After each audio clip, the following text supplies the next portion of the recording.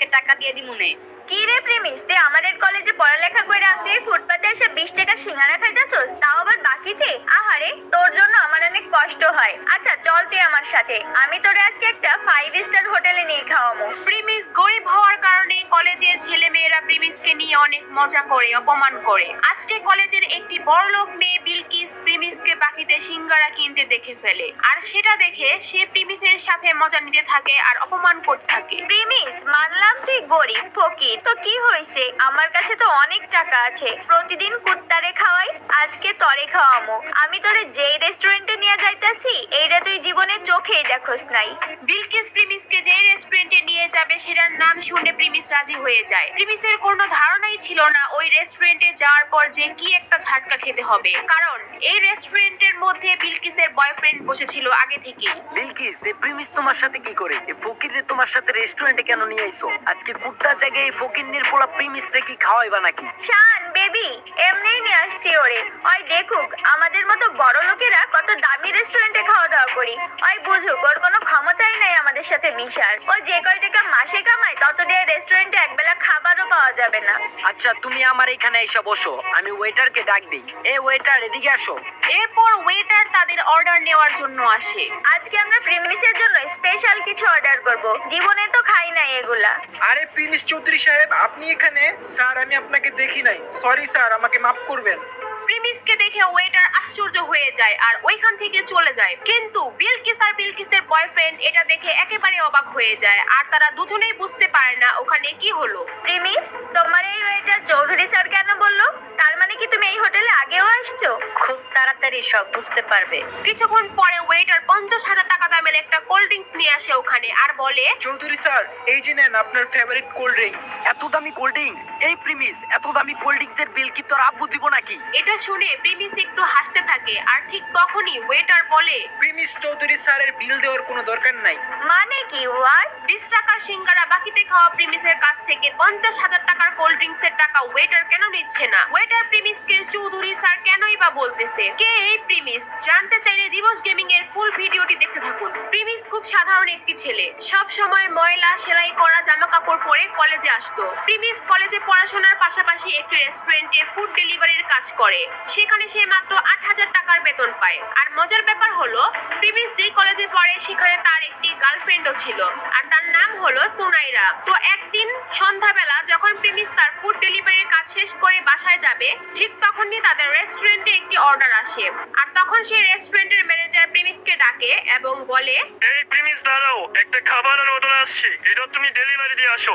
Sir, আমার তো ডিউটির টাইম শেষ আর আমি এখন অনেক ক্লান্ত।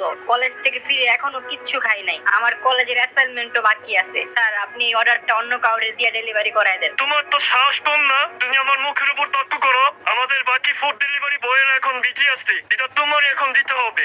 স্যার, এখন আমার খুব দুর্বল লাগতেছে, না হলে আমি ডেলিভারিটা দিয়ে আসতাম। আর এই অবস্থায় সাইকেল চালা যেতে হয়তো আমি পারবো না। তোমাকে চাকরি দেওয়া আমার ভুল হয়েছে। কোনো কাজ দিলে তোমরা এমন ফালতু অজুহাত দেখাও, চাকরি থেকে বাদ দিলে তখন দেখা যাবে চাকরি কোথায় পাও। তুমি চাইলে আমার বাইকটা নিয়ে খাবারটা পৌঁছে দিয়ে আসো।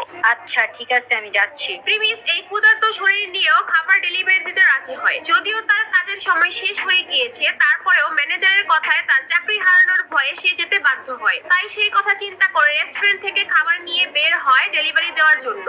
A few moments later. আরে কত সুন্দর বাইক! ইস, এরকম একটা বাইক যদি আমার থাকতো, এই বাইক দিয়ে সোনাইরাকে নিয়ে ঢাকা শহরের অলিতে গলিতে নিয়ে ওকে ঘুরতাম। সুনাইরা হচ্ছে প্রিমিসের গার্লফ্রেন্ড, আর সুনাইরা বাইক অনেক পছন্দ করে। প্রিমিস যেহেতু সুনাইরাকে অনেক ভালোবাসে, সে তার বেতনের টাকা থেকে যখনই কিছু টাকা বাঁচাতে পারে সুনাইরার জন্য গিফট কিনে নিয়ে আসে। প্রিমিস মনে করে সুনাইরা তার পাশে সারা জীবন থাকবে। সুনাইরা প্রিমিসকে অনেক ভালোবাসে, এটাও সে মনে করে। আর তারপর প্রিমিস ফুড ডেলিভারি দেওয়ার জন্য তার গন্তব্যে পৌঁছে যায়, আর সেটি ছিল একটি দামি হোটেল। হোটেলের ভিতরে যখনই রুমে নক করে, আর তখন ভিতর থেকে দরজা খুলে দেয় একটি মেয়ে। সেই মেয়েটি আর কেউ নয়, সেটি ছিল প্রিমিসের গার্লফ্রেন্ড সুনাইরা। আরে সোনাইরা, তুমি এখানে কি করতেছো? তোমার সকাল থেকে মেসেজ দিতাছি, ফোন দিতাছি, কোনো রিপ্লাই নাই। আচ্ছা ওয়েট, তুমি কি খাবার অর্ডার দিছো? আর তুমি হোটেলে কি করতেছো তোমার বাসায় রাইখা? এই ডেলিভারি বয়ের সাথে তো কিসের কথা? আরে প্রিমিস দেখি আমাদের কলেজে পড়ালেখা করে সেই ছেলে এখন ফুড ডেলিভারি বয়। সুনাইরার সাথে এখন যাকে দেখছেন সে হচ্ছে রাসেল। প্রিমিসরা যেই কলেজে পড়তো সেই কলেজের ম্যানেজমেন্টের দায়িত্বে থাকা একজন বড় লোকের ছেলে। সেও ওই কলেজেই পড়ালেখা করে। সুনাইরা, তুমি এখানে কি করতেছো ওর সাথে? তুমি আমার মেসেজে রিপ্লাই দিচ্ছ না, ফোন ধরতেছো না, আর এখন তুমি এখানে বসে আছো ওর সাথে। সুনাইরার তখন আর কিছু লুকানোর থাকে না, তাই সুনাইরা বলে, তোর সাথে আমার ব্রেকআপ। তোর মতো ফকুন্নির সেলদের সাথে ওদিন রিলেশন করছি, এটা তোর ভাগ্য। তোর তো একটা বাইক কেনার সামর্থ্য নাই, আমাকে কোথাও ঘুরতে নিয়ে যাস না। তোর মতো ফকিনের পোলার সাথে কে রিলেশন রাখবে রে? প্রিমিস সুনাইরার কথা শুনে যেন তার মাথায় আকাশ ভেঙে পড়লো। প্রিমিস সুনাইরাকে নিয়ে এত স্বপ্ন দেখতো, আর সেই সুনাইরা তার সাথে এই কাজ করলো। প্রিমিস একদম নীরব হয়ে ওইখান থেকে চলে আসতে থাকে। সারাদিন না খাওয়া, তার মধ্যে এত বড় ধাক্কা, সে একদম ভেঙে পড়ে। আর ঠিক তখনই কাহিনীতে আসে নতুন টুইস্ট। তার ফোনে একটি মেসেজ আসে, আর সেখানে লেখা থাকে প্রিমিস চৌধুরী আজকে থেকে তার অভাবী জীবন থেকে মুক্ত, আর তার ব্যাংক অ্যাকাউন্টে 500 কোটি টাকা অ্যাড হয়েছে, এবং সে তার পরিবারের গরিবী পরীক্ষায় পাশ করেছে। আপনারা হয়তো ভাবছেন এটা আবার কিসের পরীক্ষা?